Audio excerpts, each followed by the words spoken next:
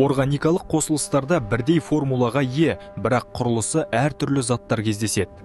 Бұл құбылыс изомерия деп аталады. Изомерлер молекулалық формуласы бірдей, бірақ құрылымы әртүрлі қосылыстар.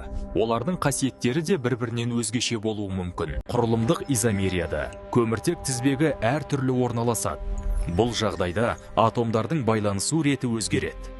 Мысалы, С4H10 формуласында екі түрлі изомер болады. Олар түзу тізбекті бутан және тармақталған изобутан. Изомерлерді құрастыру үшін көміртек атомдарының орналасуын өзгертеміз.